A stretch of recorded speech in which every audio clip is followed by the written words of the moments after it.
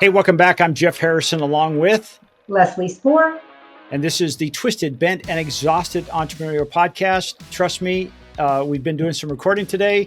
I am twisted, bent, and exhausted. So I'm going to turn a lot of this over to Leslie today because she is an absolute expert at what we're going to talk about today. So I'll just be the one dancing in the background, and I'll be working. I've got a knitting project that I'm working on, Leslie. So a knitting project. Yeah. Oh no, excuse me. It's cross stitch because it's a little more complicated. I know how to do cross stitch. Okay. Yeah. So how are you doing today? I'm good. I'm excited about this topic because it has made a big difference for me in my life recently, and I think that many of us have fallen into the trap that I fell into. So we'll see how that goes. Well, I want to put you right on the hot seat, and I want to ask you to share, not in detail, but I want you to share with those people who've tuned in with us for this event today, and I call it an event. Why should they stay here? What's in it for them? Well, what's in it for them is to hopefully, I hate it when I use that word, but hopefully renew their enthusiasm for their business a little bit, because face-to-face marketing is crucial, in my opinion. And believe me, it took me 5 years to get there and we'll talk about that. And I'm hoping that they will understand that speaking in public and how to set up for face-to-face marketing, as far as using an expo venue, can really benefit them, and how to do it properly so that they get the most for the money to do it. Because doing an expo is not inexpensive, as we all know. And so you want to do it properly, and not. I'll tell you a story about why this is important. Wait a second, slow down. I just want to know why people should be here. Okay. I've got to reel her in, folks. You don't understand. This could have been a 22-minute dissertation. It's great. It's great. Don't get me wrong. It's great. But I just want to know, hey, why should we lean in and listen? Because it's going to make you want to get the value out of doing this. You really want to get value for your money, because it's costly to do stuff. And people are selective in how they spend their money on marketing and advertising these days. Absolutely. So before you wince and say, I don't do any face-to-face marketing, it's not valuable, there's nobody going to expos anymore. Let me just share some data, and then I'm really going to turn over. This is the most I'm going to be involved today, I promise. Here's the CEIR. This is Center for Exhibition Industry Research. They're the big guys. Reported that by 2023, the B2B in-person exhibition industry in the United States had recovered to 95% of its 2019 size. Now, for those of you who maybe you've just landed on the planet, in 2019, we had this thing called COVID, and everybody had to shut down. We were in our homes, and that's when this whole online thing just exploded. So that's a good thing, but it decimated some of the businesses that were dependent on that. One of them trade shows. But here's another little piece. The global events industry is projected to reach 1.6 trillion. That's with a T. I should have capitalized that by 2028. It's up from $887 billion in 2020. In other words, it's not something we should just ignore and say, I'm not going to those live events anymore. It just doesn't happen. And before I turn it back over to Leslie, here's an interesting thing. Here's an example. The Consumer Electronics Show, we all know about it in Vegas, whether you've been or not. I've been a couple of times. It's pretty amazing. It's in Las Vegas, had over 135,000 attendees in 2024. That was just last year, compared to 45,000 in 2022. That was the year they could finally now have people come in person. And before it started, it was 175,000. So it's almost back to its pre-COVID number. The show is now more streamlined with better tech integration, because, Leslie, they're doing hybrid innovations and tech integration. And it's like anything else. We said, hey, we used to do it only one way, but now we have this new method. Let's do it both ways. And so I couldn't pull up the data as far as how many people attended online, but to me, this means, hey, face-to-face is where it's at. So today, I'm going to say, Leslie, how do we set ourselves up to win when it comes to face-to-face marketing? Okay, that's it. Tagging out. Here you go. Oh, no, it's this way. Tagging out. Well, even though digital is the thing of the future. And we all do Zoom, and in case we're doing StreamYard here, and we all do some kind of video capabilities. And it's easy to fall into the trap of sitting in your office and just doing video. Super easy. So whether it's meeting people in person for new client opportunities, or promoting your business in person, there is extreme value in that. For example, Coachella, which everybody knows about all over the place, right, is a big festival, and they stream it live on TV now. So, and the tickets to go aren't cheap, but going to Coachella is an experience all by itself. And so watching it on TV, even though it's good, it's not the same as being there in person. Mm-mm. And so it's the same with face-to-face marketing. Doing it in person is way stronger for you than it is to do it just digitally. So my story is that I had fallen into that trap of sitting behind my desk, and he's not even listening. Look at that. I'm listening. I'm listening. I'm taking Just something notes. I'm taking notes. Jeez, I'm a good student. I'm taking notes here. It's like his eyes glaze over. I couldn't even see his eyes. Unless you see this, I'm here. I'm Anyway, so what I was saying is that for 5 years, from 2020, jeez, from 2020 until just this year, I didn't do any face-to-face marketing. I used to be big in the chamber circuit and the Rotary and women's leadership groups and real estate groups and all that stuff. For years and years, I did that. And then my business got, I was getting a lot of word of mouth, and so I didn't really need to do as much. And then when COVID hit, I just didn't do any at all. And so when COVID was over, I still didn't, because my habit was to do everything digitally. Well, Jeff, bless his heart, has been nagging me for years and years to go join this networking group called BNI, Business Networking International. And so finally I relented and said, okay, I'll go. Well, surprise to me, it has proven to be extremely valuable to me, from renew the enthusiasm from my business, from having other adults to, not that I have little kids at home, but human beings to talk to, hear their stories, hear what they say about their client base, share requests for opportunities and have those come through. I mean, it's just really, from your psyche perspective, from your energy perspective, it really brings a lot to the table to have somebody else to talk to who understands the trials and tribulations of being a small business owner in particular. And most of us out here in the desert are small business owners, right? Especially in Palm Desert where we are. This community is built on the backs of entrepreneurs. So we feel that pain of small business ownership. So why do I think this is important? Well, we just did an expo together, or actually I was there helping you do an expo at an AI expo. And I realized in looking around at the room that there were several people there who didn't really understand how to do an expo properly. And so I thought today would be a good opportunity to share the best ways to do it, to be effective, because it costs money to do these events, and you want to get the most bang for your buck when you do them. So I wanted to share how to go about doing that, and give you my story I was going to tell in the beginning, where he said I was going to do a 20-minute dissertation. Is not going to take that long, I promise. Wait a minute, let me start the clock. Okay, go now. And it was going to be a soliloquy, but okay. So when I first started my business, Executive Errands, I signed up to be a sponsor. I may have told this story before, so if I did, forgive me, but I signed up to be a sponsor at a golf tournament, a hole sponsor. I did not know what that meant. Nobody told me. I didn't even think to ask. I drove out there in my little golf cart with my brochures and sat on the hole. And when golfers would come around, I would hand out brochures, and they would look at me with disdain. And they didn't throw the brochures on the ground, but they may as well have. I mean, I could see it in their energy and the way they rolled their eyes at me.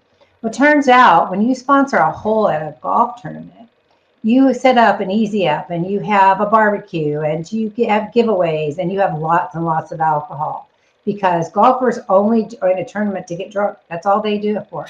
So they want to walk outside, they want to get their freebies, they want to eat their way through the course, and they want to drink. So I completely blew that opportunity. So rather than have you guys blow your opportunity, we're going to talk today about what you need to do a successful expo. So your local chamber of commerce generally will put on expos in your community. All you have to do is ask them about that. And the first thing that you need to know is that you want to make sure, well, first of all, you want to know why they still matter, right? Why does a business expo matter? Well, what it does is it builds instant credibility for you. You get to talk to everybody that comes around. It puts a face on your brand. It makes it, you get to make the, you get to meet the decision makers that are out to the expo to see what they can find for their businesses.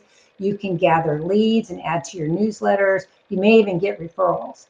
And for me, talking about my business always renews my enthusiasm for it. So if you go to do an expo, expect to get a lot of benefit from it that you didn't even realize was there. And Jeff, I know that you think that this is all about me. He's disappeared again. No, I'm just off screen and I'm typing in your topic so I can put it on the screen so if people's watching to say, okay, know why this expo still matters. I'm still here. Okay, well, because you just did this, so I want your input too.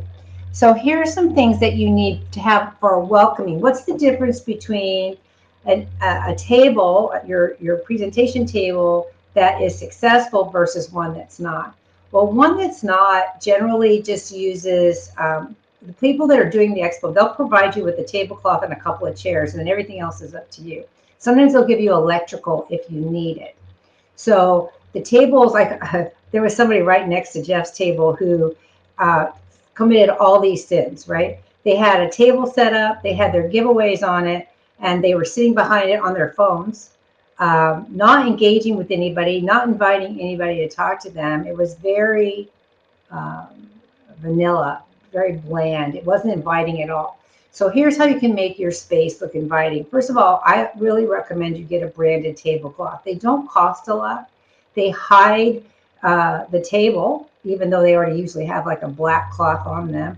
And it sets you apart. You can see the name of your company from across the room. So you want to do a branded tablecloth. You also want to have vertical signage. And that's one of those pull-up banners that collapse down into a aluminum tube thing, and you can pull it up and it has a hook on the back and stand it up. You can do a lot with that kind of signage, and people are attracted to it. The more colorful and pictures and things that are on it, the more they'll be attracted to your table. You want to, of course, include all your marketing materials, brochures, rack cards, business cards. These days, I would recommend you had a QR code to sign up. And I will give you a heads up that so many people do not use business cards anymore. I still do, but a lot of people don't. And so you need a way to collect email. So maybe you have a sign up sheet for people to write down their email. Now you're going to say to me, hey, you can just scan their QR code or whatever. But for me, I need to see it in front of me in order to do what I need to do with it. I have not advanced, I'm guilty of this, I have not advanced to the place where I can just do everything electronically yet. I'm sure Jeff could come up with some sort of automated process for that, and people could just go click, click, click, and we would have it all. But for now, I say collect emails as much as you can. You also need to have swag, and swag is, candy is especially good because people love candy. There's a lot of branded products. You can get pins, hand sanitizers. Generally, it's good to do something that relates to your business.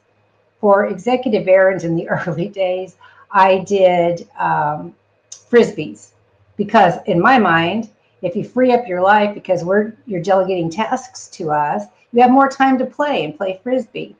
Nobody got that, by the way. Did you get that, Jeff? Did you understand that a Frisbee means I freed up your life? I didn't get that, but I do now that you've mentioned it. It makes sense. Yeah, but it didn't to the people when I handed them out. They're like, why are you giving me a Frisbee? But what if you took that same Frisbee and you put that on there, like you had your logo, but you said that saying on there. So every time they see it, they see your logo with, hey, it's going to free up my life. That's just who I need to connect with. It would make more sense. It really would. But back in those days, I didn't think of that. So, I mean, when I started Executive Errands, I was absolutely a newbie in the small business ownership realm, especially for marketing and advertising and networking. And so I learned a lot, like the golf course hole. I mean, you do these things one time and make a mistake, you learned the hard way. So you want to have some kind of swag. It doesn't have to be super expensive. People tend to really like the lightweight canvas bags they can use for groceries later, or to collect data that they get at the expo. You'll notice that people are running around collecting things off all the tables. And then the other thing that you really want to do is have you standing up and available, approachable for people. My biggest way, I'm going to give you a secret, to get people to come over and talk to me is to go up and ask them one of two questions. One is, have we met before? Because you really look familiar. And that will start a conversation. The other one is, what do you guys do for a living? What does your business do? And let them talk to you. The key to building a relationship with someone, and when you're marketing or networking, is to get them to talk about themselves. If they talk about themselves, they automatically like you. It's just human nature. There's nothing wrong with it. It's just how it works. You get them to talk. They feel like they've made a friend in you. You're interested in them. And I'm generally interested in the answers, although not quite often I'm not familiar with who they are, but still it opens up the conversation, which is what you want to do. And then you can say, well, can I explain to you what we do? And blah, blah, blah. The other thing you want to have is a giveaway. I like to do gift baskets, especially snack gift baskets. You know, little bits of beer nuts or jerky or popcorn or candy. I don't usually put alcoholic drinks in mine because I don't drink, but quite often people will do a bottle of wine or a couple of wine glasses to go with it. There's all kinds of things you can do, and you can still keep it under $50 unless, depending on the level of expo you're doing, you want to have some kind of a gift commensurate with that. You could also offer a sample consultation. Now, Jeff, when you were doing the expo that I went with to help you, you were doing that, weren't you? Weren't you doing an Ask the Expert thing outside? Yes, yeah, I was at a table that people would come up and ask a question, and specifically about, in my case, it was about local business marketing using AI, like social media marketing, making videos, making content in general. So, and how to apply that. So that was kind of my freebie. I was always given or already given away was they could ask specific questions about that. Yeah. Yeah. And how did that go? Did you pick up any leads from that? You know, I actually, and I'm staring at one right now from one of the country clubs here in the desert, and yeah, I think we're going to do some business together. There were a couple of other contacts that I made that I've had communication with afterwards. Has anything turned into business yet? No, it has not. But it has helped me connect to. It's been a humongous connector for me that people had no idea who I was, because we do tend to work in our own little silos, and so it was very beneficial. And that was very good. How many people do you think were there at that expo? Because that was new, because AI is new, so it was a brand new thing. Yeah, well, the cool thing about it is I did get follow up from the organizers, since I was a speaker or a presenter and then had the table there. Mm-hmm. And so they gave me the hard numbers. It was, I'll just say it was a little over 500 attendees, which is pretty impressive for a June 23rd in the desert of Southern California. It's pretty impressive. Yeah, really, it's only 120 outside. Yeah. There was no pool inside that auditorium, so exactly. Yeah. But see, there's 500 people there. And when you walk into a place where there's 100 people you don't know or 50 people you don't know, that's an opportunity to share your business with people and make connections. And if they are a direct connection, they may know somebody that would be a direct connection. So every connection is a good one. Now, I will say, because I talked to people for you, there were a number of people there who were retired, who were just going because it was something to do in June in the desert, right? They were breakfast interested. And lunch was delicious. It was, yeah. So they got a free breakfast and lunch. Just saying. So, yeah, exactly. And the snacks too, they were even good. So there were a lot of people getting out of the heat and just coming in for that. But I would say less than 10%. I don't think, I mean, most of the people were legitimate businesses who were looking for solutions. which is what you provide, right? Yeah. And the same with me. When I do an expo for Executive Errands, I'm looking for people that can connect me with the clients that we want, which means real estate agents, builders, property managers, HOA managers, those sort of people. That's who I'm looking for. So I tend to do expos in that realm, in that industry for real estate agents. However, I'm going to be doing one in November that's a business to business group. And I didn't used to think there was value in business to business. For you, there is, because you do services for businesses. Right. For me, I need the consumer, right? But I have realized that those businesses have access to the clients I need and get requests for, do you know somebody who can do this or that, or watch my home? And that's what we do. So the opportunity is there, right? So it's really helpful. Yeah, I think that I call that indirect marketing, where we have a client right now that on the 17th of July, they're speaking to a group in Chicago. Now, they happen to have a home here in the desert and in Chicago, and he's going to speak to that group. It's only 35 people, but the people that he's speaking with could be clients of his, but they are direct connections to his ideal client. So when he shows them what he can offer and how he helps their client, then the referral, you all know what happens, and Leslie, you too. When someone refers you, does it make the sale harder or easier? Right. It makes It's it easier, right? Yeah, for sure. It's like a slip and slide. It's greased the whole process, right? If you Right. show up and don't screw things up, you're probably going to have a deal. Yeah. Well, that's what this is. And then a week later, 10 days later, he's speaking to a group of his ideal customers who actually come from this first group, who it's Northern Trust, and it has nothing but his ideal customer in there. So that was an indirect way for him to get to this second piece that has a larger group. So I think what you're doing is absolutely perfect. Yeah, you got to think about, who are you talking to? They may not initially be the person you need, but they may know somebody who's the person you need. And so doing these face-to-face marketing efforts are really valuable in the long run.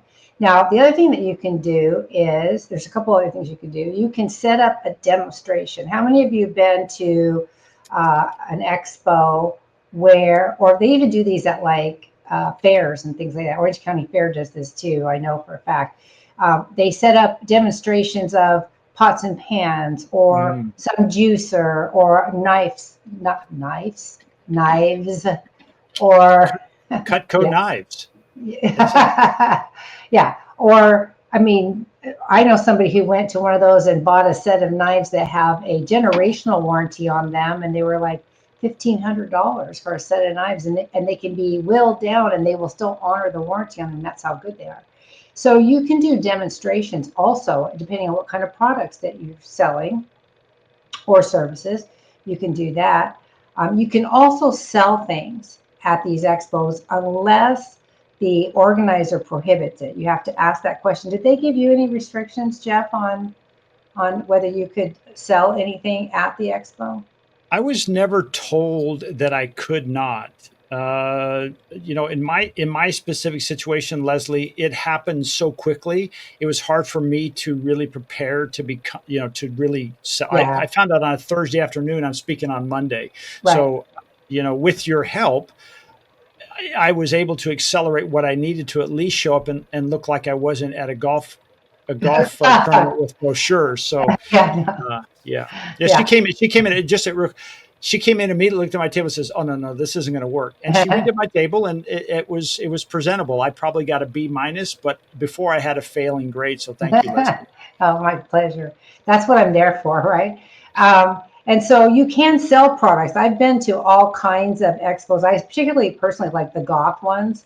I know that sounds silly because I don't look like a goth person, but I love Halloween is my favorite. So when I go to one that has creepy crawlers or tarot card readings, or I love bugs under glass. If you could see in my office, you'd see I have a wall full of mounted bugs because I love them. And so they always sell those kind of things at Goth Expo. So I like to go to those. But you can sell products too if you have them. Some people sell or give away books that they've written, or books that they recommend. That's always helpful. A lot of people don't believe they're getting a whole, Jeff gave away books, and they didn't believe they were getting a whole hardcover book for free, but they were happy to take it, and hopefully it helped them.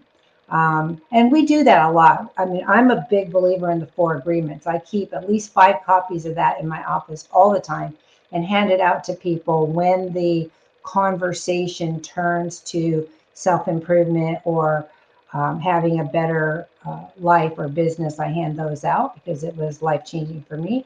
So anything like that is good, and you can do it. Now, more important than, and this is the scary part, I'm going to warn you ahead of time, this is the scary part of doing an expo.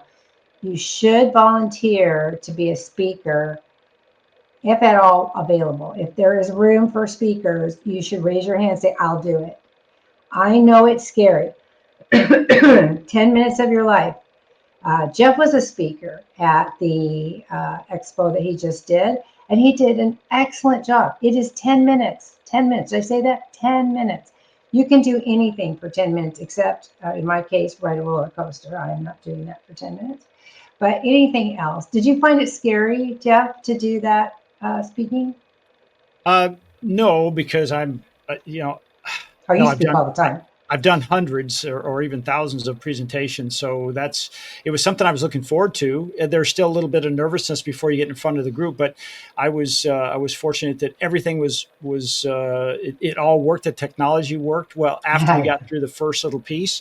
But yeah, it worked out really well. And mine was about 20 minutes. So I got twice as long. And, this was more of a technical delivery, so you were given a little bit more time. But yeah, whenever you can do this, it is. I'll take you back to the first time I spoke in front of a big group, and it's when I was back in real estate investing, and I'd done really well in real estate, and I was invited to this group in Detroit, and the group size was 600, and yeah, I was pretty nervous. But I kept telling myself, I'm a former golf professional. I'm like, hey, this is teeing off on the first hole. It's no big deal. You know what you're doing. You have a routine. And when I got up there and I just got involved, something clicked, like, hey, it's not my first time, because I'd already rehearsed it in my head. Right. And then what I did that day for me, and you probably saw it when I was presenting this conference I was in, I'm very interactive with the audience. Right. And that's my MO. So whenever anybody hires me, which if you want to hire me, you can contact me, I'm very interactive. So I'm very engaging with the audience. And I think that's a huge benefit to me. I think to the audience. It really is. I always try to make them laugh right off the bat. So I have an icebreaker a standard icebreaker that I do that takes not even a minute. I don't think. I didn't time it, but I did the one for BNI, and I do the same kind of an icebreaker. If you can make people laugh, it sets everybody at ease, including yourself. The other thing I can tell you about doing a presentation is to practice it, because you want to know, you don't want to read it off the screen, right? That's the worst, because they can read it themselves. You want to talk about it and be fluid in your conversational tone. Jeff was really good about saying he'd hold his hand up. How many of you ever experienced this? Or how many of you ever felt this way about something? And you get that engagement, and people are paying attention then to you. And I scared off a lady one time because I wanted her, not in the audience, she was supposed to be a speaker. And I tried to explain to her that when you stand up in front of people, you are the expert. You're the expert. People come to hear what you have to say because they liked your topic on paper. They're not judging you. They don't have any preconceived notions. They just want to hear what you have to say. And once I told her that she was the expert, she freaked out and backed out, because she said, I'm not an expert in anything. Well, that's not true. We're all experts in stuff. We are successful business owners. We may be twisted, bent, and exhausted most of the time, but we are still successful business owners. So if you practice, it will feel more normal. And I can tell you also, from having been on television a number of times, nothing any great. I was on Wheel of Fortune once, which was pretty cool. But nothing super big. I mean, I've been on radio and TV to promote different charities and things like that. That once you're talking, you don't see the people in front of you. You know, I've given training and marketing classes to real estate agents, for example. Do I look like a real estate expert?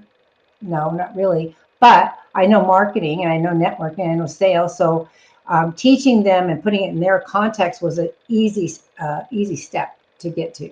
So I was able to give them stuff. And when you can get their heads nodding, that's how you know they're on your page with you. Would you agree with that? Chelsea just already nodding his head. Do you agree?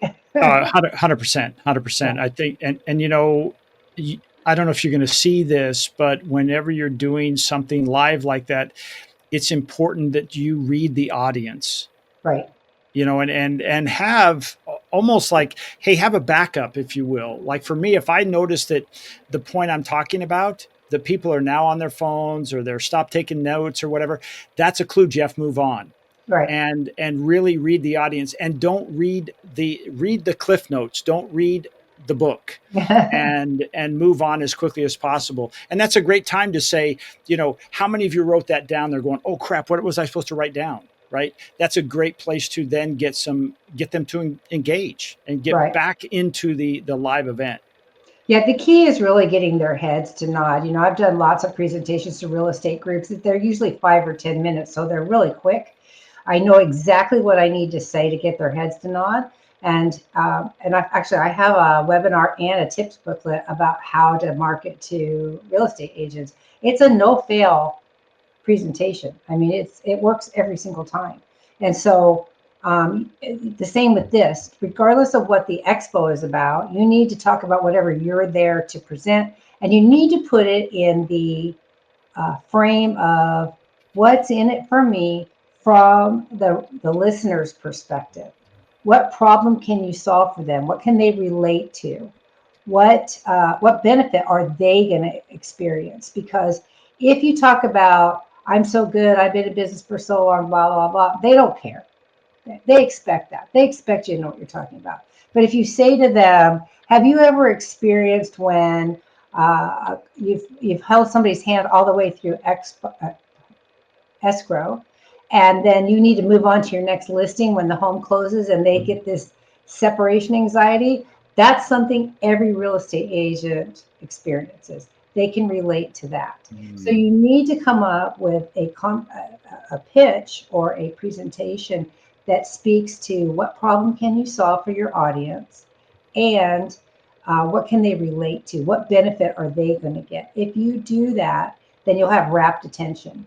I saw Jeff even get people come to him after the presentation and give him all kinds of positive feedback. In fact, feedback on something I thought that could have improved doesn't really need to be improved because the feedback on it was good. No, I thought that was good. It was good to see that because I thought you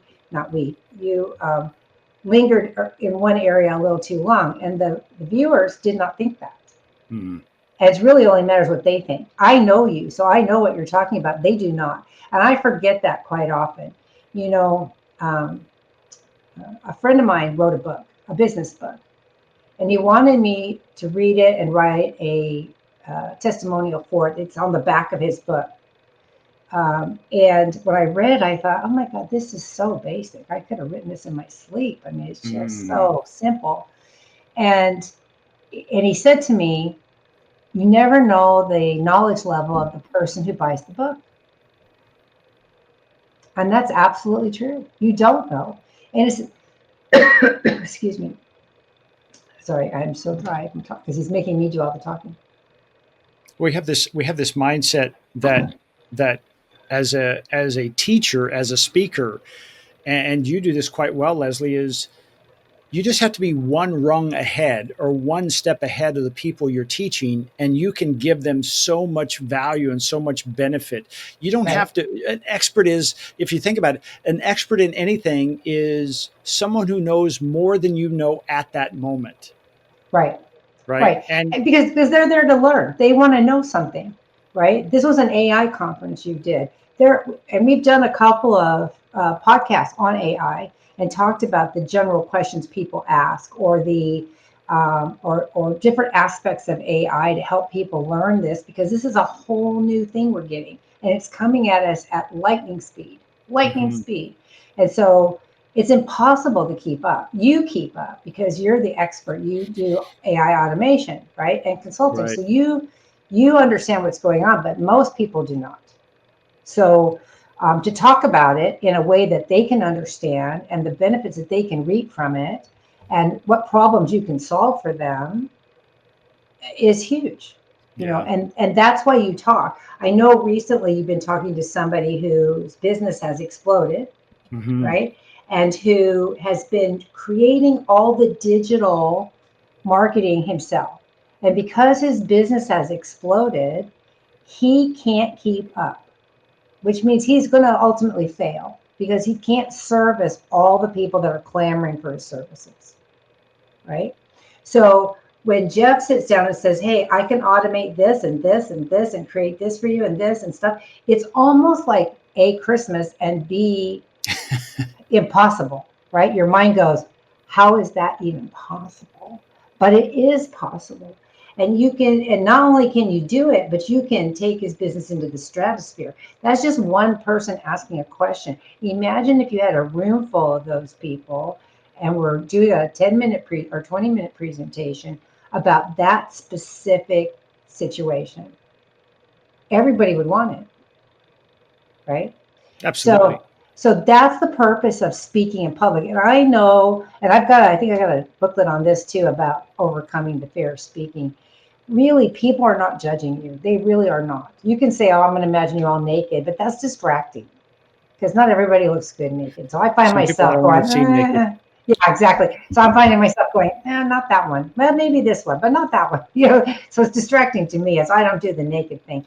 I just find that when I start talking to people, I get lost in the conversation, and I'm so passionate about business and how to run a business that it's super easy for me. I'm not afraid. I get nervous.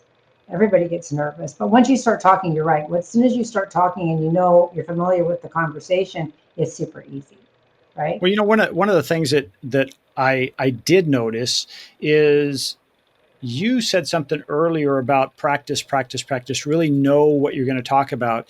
And I saw some people that presented and they were reading from their slides. In other words, it didn't feel, even though I'm sure they knew what they are speaking of, make sure you're talking about a topic that you know, that you live and breathe, because I like it when people ask questions from the audience. I welcome it. But it's easy to see through people are going, well, they're just reading from the script. And that's what I always loved about Leslie when she's talking about what she does and how it can help people. It's like it's coming out her pores. She lives this stuff. There's no, I did. there's no, does she really know what she's talking about? Looks from anyone. And No. so I think that's really cool. The other piece I wanted to put out is one of the things that sometimes will blow me away is when people say, well, I'm not going to talk there because there's only 25 people showing up. Oh, yeah. And I'm like, are you freaking kidding me? How long does it take to get 25 people in your business and the expense of that to get 25 people in a room that are only listening to you, have their full attention? I mean, I would do it all day. I would speak every day if all I could if it said, hey, there's only 10 people showing up, but I guarantee you 10 people are going to be there and they're your ideal audience. I'm there every day. Me too. Yeah. Me too. Yeah, Yeah. absolutely. The other thing you can do in a presentation now, the number one thing is obviously what's in it for me from the audience's perspective. What am I going to get out of it? We talked about that. But you can also do FOMO is very effective. And if you don't know what FOMO is, and I'm sure everybody watching this does, is the fear of missing out. When you create, Jeff just put FOMO up there in all capital letters. It looks like it's misspelled. I don't know why that happens with words. So what happens is you can say limited time offer, or if you sign up today, we'll give you 25% off as a gift for coming to the expo, or this is a limited time only, or any kind of create that sense of urgency that works very well. That's why you see it in a lot of marketing. I've got sucked into that twice on selling a timeshare. Twice I've agreed to go with somebody out of fear of missing out, trying to get my timeshare sold. Twice they've taken my money and done nothing. And so it's human nature that we don't want to miss anything. Why do you think we scroll social media all the time, right? We don't want to miss anything. And so if you can create that sense of urgency in your presentation or in signage or something that says today only, we're going to do this, you'll be surprised at how many people will take advantage of it. Remember, what's the purpose of doing an expo? Jeff, what's the purpose of doing an expo? Well, I think there are many for me, but one is exposure. Two is credibility, and three is are getting new leads, and four it could be you've got a new product or service and you're just testing to see, hey, how is the reaction to the market, or how is the market reacting to your idea. I'm sure you have additional or better ones, but those are the four that kind of stand out in my mind why I would do it. Well, yeah, all of those are exactly why you do it. And I can tell you too that one of the fears of public speaking is the fear of rejection, Hmm. right? And to me, every small business owner should uh, relish. I'm trying to get relish and welcome into one word, and it was not working. It was coming out with gibberish. You should relish rejection, and you're gonna go, what? I'm telling you that rejection is the best thing that can happen to you as a small business owner. Now, why would I say that? Well, here's the thing, especially when you're first starting out, but anytime, you don't know the answers to every objection Hmm. that are out there. So if somebody says, I don't want this from you, first of all, it's not a personal rejection. You have to separate. Psychologically, you need to separate yourself from what you're presenting for your business, whether that's through a presentation or standing at the table talking to people. You're not going to sell to everybody, right? You're just looking for opportunities to sell to people. And so if somebody rejects you out of hand and says, we're not doing this, I don't want this, it's too much money, when they leave, it's going to pop into your head, ah, man, I should have said this. And what is that called? What is that called, Jeff? What is that called? Yeah, it's called Missed answering. opportunity. Oh. No, it's called answering the objection. Oh, okay. I thought you Right. I thought you meant the I know. after effect. Okay, sorry. Yeah. So the answer the objection is what popped into your head after the person was gone. Ah, man, I should have said this. And what happens is the next time you get the same rejection, you're going to say, oh, but this. And then that you took that objection away, right? So that's true at an expo. That's in any face-to-face marketing. That's whether you're meeting a potential new client, a potential new vendor, a potential new distributor of products that you want to buy. There's all kinds of opportunity for rejection. My favorite one is the one where they say they can't afford it. I just had that happen this week. I went to Hmm. meet with this lovely couple. I mean, just the sweetest people in the world. I would have adopted them on the spot if I could have. They've traveled to 60 some countries, and you know me, I'm a travel bug myself. So we got to kind of bond over that. And they were telling me this was for an absentee home contract, and because they're gone to Nova Scotia in the summer, and they were telling me that they've had very bad experiences with prior people checking their home, and in fact, Mhm. last year, the guy they had told them that a rug had gotten wet because there had been a roof leak, and they said, "Well, just lay it to the side to dry."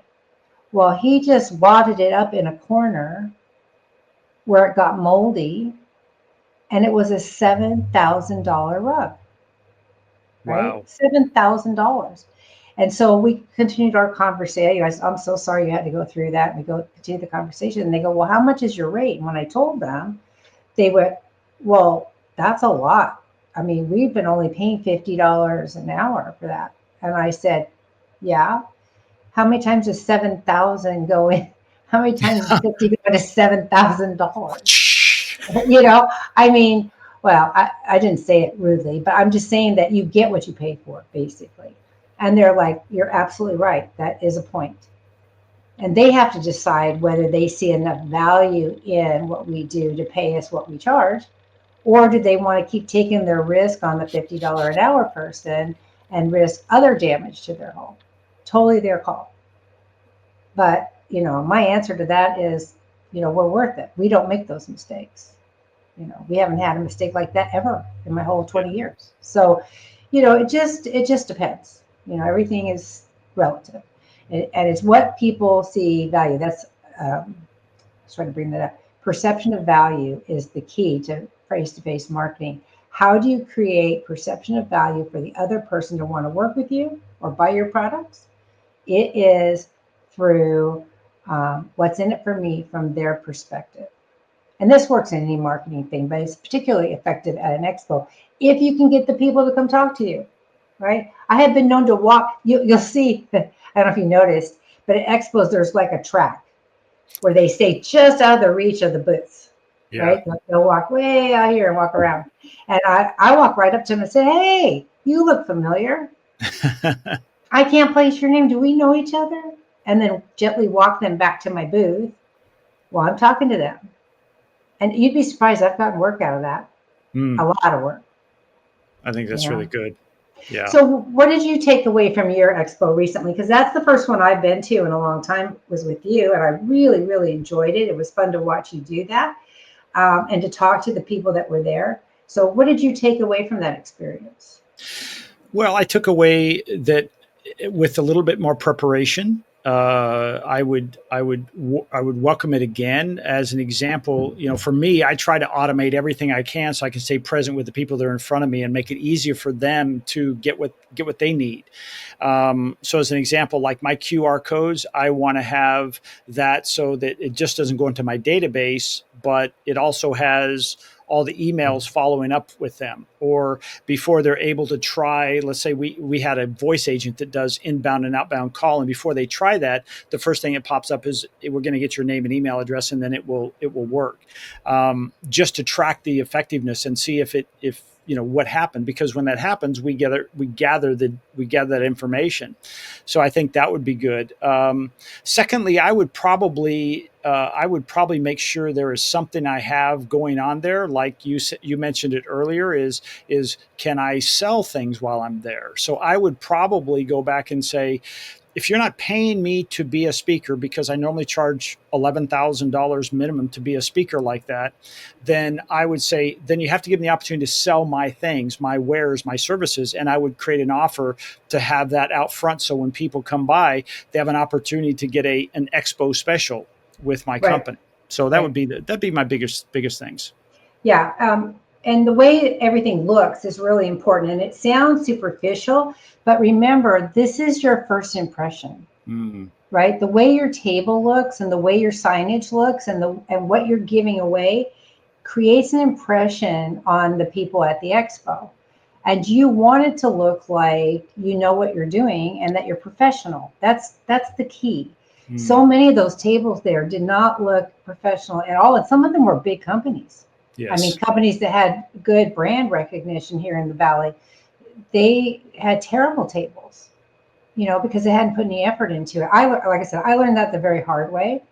And so when I made my marketing collateral for my business, everything's super nice. I have aqueous coatings on things. I have branded folders, which I don't use as often as I used to, but I still use them. I have glossy promo pieces that are either digital or printed, because depending on how I'm meeting with somebody. And I can remember this like yesterday. I had only been in business about 3 or 4 years, and I was doing a presentation at Merrill Lynch, of all places. I don't think they're still around. I don't think so. I was doing a presentation at Merrill Lynch for their. It's not your fault though.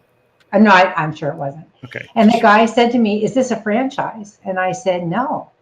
And he goes, "Well, it looks like one." He goes, "Kudos to you."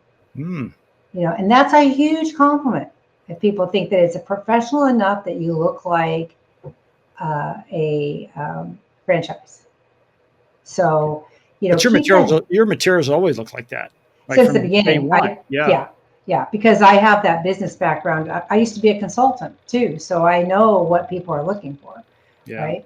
But again, your expo table is your first and only opportunity to make an impression on those people that are attending the expo. Most of them you don't know. What do we see? 2 people that we knew? 3 people? Maybe only 2 or 3 people. It was pretty wild. Yeah, and we know a lot of people in the desert, right? Yeah. So did not see anybody we knew, even hardly any other businesses that we knew. I was really surprised. Can I answer right on a point you made Sure. earlier about if you have an opportunity to be a presenter or a speaker, take it. And here's Yeah. one of the biggest reasons. When people see you, and this is why I'm a big believer in doing video content, is when people watch your videos, or in this case, they watch you live and they connect with you, they feel like they know you. And Right. so now when you're outside and you're behind your table, they feel compelled if they have a question, and they feel much more comfortable to come up with you and have a conversation with you because they have this feeling of, well, I know Jeff. I know Right. Leslie. Right. Whereas if they just see you for the first time and you were never present at any other one of the events, you're just one of the vendors out there. And I say this in my business, you're the noise, you're not the signal. Right. You earned your right to be signal because somebody said, oh, you have enough information. You're the speaker, the presenter, that I need to know more about you. So if you ever have that chance, please, no matter what, no matter how scary it is, say yes. Absolutely. And if you're not sure how to do it, you can practice on us. I mean, we help people with that all the time, both of us in different industries. Did you notice, Jeff, that before you were speaking, you had a few people come to your table to come to the Ask the Expert section. Right. After your presentation, they were lined up. In fact, some of them were leaving because we couldn't get to them fast enough, which is food for thought about how to make that better. Because there's only one of you, and they were asking me technical AI questions, which I always refer them to you because I'm not going to step on your toes, and I don't know near what you know about AI.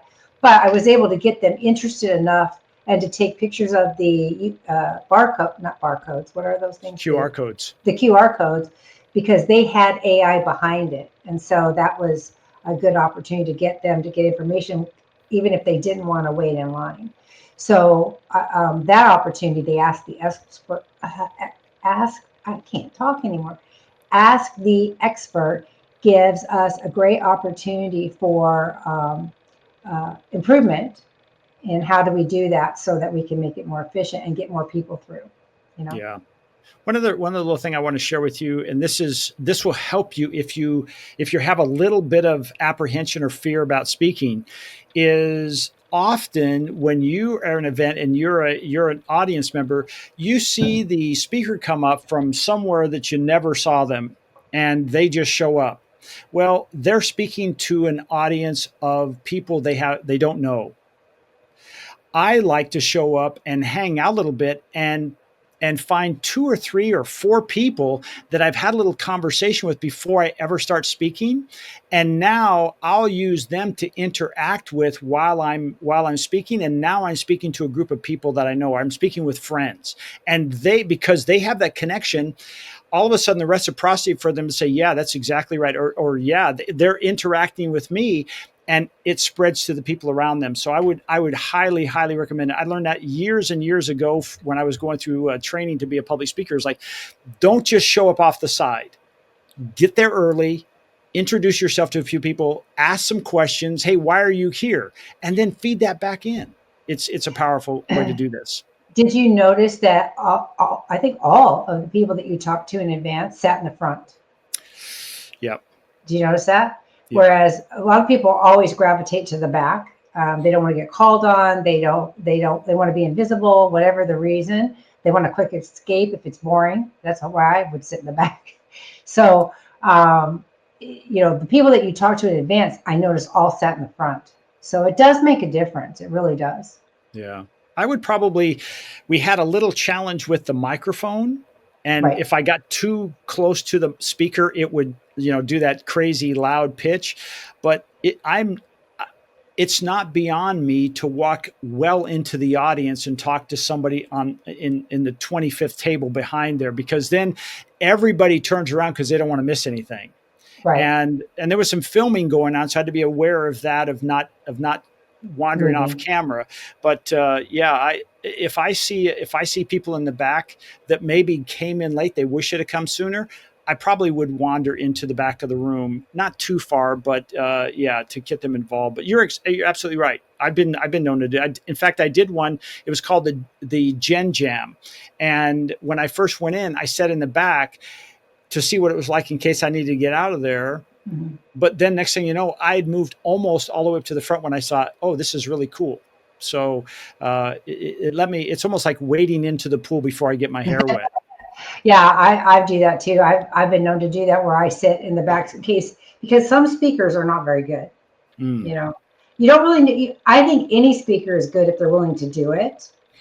But a lot of people don't understand how to create perception of value, how to do FOMO, how to do the what's in it for me from the audience's perspective. And that takes a little bit of research. What kind of expo is it? Who am I talking to? Why are they going? Why did they Hmm. sign up? Right. And you can ask that question of the organizers. You Yeah. know, what do you typically see as far as why people come to these? Now, in your case with the AI, it was so brand new. A lot of people are just curious. I mean, AI is hitting the market by storm. And so people say, what is this? I want to learn about it. So we understand why they are there. But, and you gave a really great presentation about how you can simplify things and automate things and make it Mm. better. Thank And I you. think I really enjoyed that. So there's just a lot of benefit to speaking, and we're focused on that a lot because this is the place where people miss an opportunity. It isn't costing anything to take 10 or 20 minutes out of the 4 hours you're there, 4 or 5 hours that you're there for the expo, and go speak. Hmm. Right? Hmm. It's not. It's a huge opportunity for leads and business, and take it. Well, we call that stadium selling. When I can get in front of people, and that's why I said I'll talk to 10 people, because how long would it take me to set up and go to 10 one-to-ones, Right. right? And group presentations can be powerful. When all of a sudden you have 20 people nodding their head, I love that's a that. clue that they love what you're doing. And Right. so if you're selling from the stage, which if you have the opportunity to do that, you should. But I look at it from a efficiency of time. For me to Right. get in front of, I think there were probably, I don't know, how many people 100, do you think? 100 at least. At At least least. 100, at least 100. Well, it may take me a year and Yeah. a half to see 100 people and do that same presentation. I only had to do it once and I got to talk to 100 people. Now there are 100 people out there or more that remember or have been exposed to me. And when somebody talks about AI, there's a good chance they might bring my name up. Right. That is powerful. Well, there So, was that yes, one always guy. do that. There was that one guy though that came with the two guys that said for sure we're going to change over to you. I don't know if you've connected with them, but The they fire said for people. sure. Yes, the fire people. They said for sure Yeah. they were going to change over. So, even if you get one, the last thing I want to say about this, and then we can close out for today. But the last thing is that you need to look at the ROI for all your marketing and advertising efforts. An ROI is return on investment. If it costs you $1,000, and I'm being generous, we can do it for a lot less. But if it costs you $1,000 because it's the first time you've done it, and you need to get the pull-ups, the signage, and you need to get a tablecloth, and you need to get all these giveaways and things like that, it can be costly to invest the first time. How many clients do you have to get out of that expo to pay for doing the expo? Right? You need to figure that out. How much? I know that for me, the average clients, but they do nothing else. The very minimum they do is about $1,500 a year. So, and that's without any extras. If I get a client, it's more than paid for $1,000 expo. If I get two clients, it's a bonus. I did billboards a couple of times. I knew I needed to get two clients off billboards, and I did. So everything you do for marketing and networking needs to include what the return on the investment is to see if it's worth doing. If it's not, then don't do it. But I'm going to tell you that most of them are worth doing. Yeah. Coming from the digital aspect, but I started off. That was how I built my business, and I spoke a minimum of 5 days a week, and often more than that. And I did every chamber. We have 9 cities in where we live, and I did a chamber event every month for each one of those. So I was constantly speaking because that was my most efficient and cost effective way to get my voice out there. And here's the other thing. We didn't talk about this, but you know what it did for me? It clarified my message. And I'm going to go back to the one where you said, hey, answered the objection. Because when I would present and then I would talk to people afterwards and they'd say, yeah, but. Yeah. So what it would make me do is to the next presentation I'd have, I would already work that in, so I'd overcome the yeah, but. Right. Right. And so that was a great value. So clarity of message, it was just great. But then, COVID hit and I went 100% online, and I've kind of, up until recently, I've kind of been stuck in that, but I had a blast with that. And I would love to do that again. I love doing it too. And, I'm the girl who in the 3rd grade ran out of a class crying and screaming because I had to stand up and do a book report. So it is possible to be able to speak even if you've never done it. I was really blessed. When I was working at one of the aerospace and defense companies, I had a mentor there who used to make me give his executive presentations. Oh, wow. He knew I was afraid to speak, so he would do the presentation and make me give it to all the executives in the company. Okay. You learn real quick to get over fear of speaking. Oh, wow. That's great. Really quick. So I was very lucky. Having good mentors and coaches are key too. They really help a lot. I are one, by the way. What's that? So I are one. Yes, you are. Hey, any last thoughts before we wrap up today? Because I think this has been a masterclass on how to be successful whenever you're doing, face-to-face, whether it's an individual or face-to-face to the group. I like groups, but face-to-face, one-on-one is really cool. We could do a whole another presentation just on that, because there are some unique things you can do one-on-one that you can't do in front of a group that absolutely raises your closing percentage to near 100%. So if you're leaning in and wondering, you should make sure to stay tuned, because that may be an event that we, or one of our podcasts that we come up with, we'll talk about that. Because when you use that, it's let's face it, if you close 20% versus let's say 95%, which one would you rather be in? I'll take the latter. So exactly. Anyway, Leslie, any last thoughts? All I'm going to say is that if you're going to go to the effort, don't be like me on a golf course. Make it worth your while. Learn from us. Do what we tell you. Get those leads. You can do it. That's it. Well, Leslie, thank you so much. And thank you for joining us today on another episode of the Twisted, Bent, and Exhausted Entrepreneur Podcast. This is episode 22. We turned 21 last week. Now we're 22. So we're thinking about driving. We've been drinking and voting, and now we're thinking about driving. So seriously, thank you all for supporting us and being there. And we love your comments. Leslie, what should they do before they sign off, or after they sign off? They should watch all the other podcasts for sure, and share them and like them and put them on your social media and say, hey, listen to these guys. They know what they're talking about, and they're funny, and they do silly things. That's what they should tell them. All right, guys, until next time, my name is Jeff Harrison. I own a company called Swingpoint Media. We are an AI automation and consulting firm, and we do that for local businesses, not just here in the desert, but for around the globe. And we help you understand, hey, how can I use AI to help those redundancies? So give us a holler. And I'm here with my dear friend Leslie Spohr, who is Concierge Business Solutions, where we do software implementations to enhance your business and allow you to operate through management by exception. We do consulting, education, training, coaching, everything to do with how to make your business better, one detail at a time. I love it. We'll see you all next week. Take care. Bye. Bye.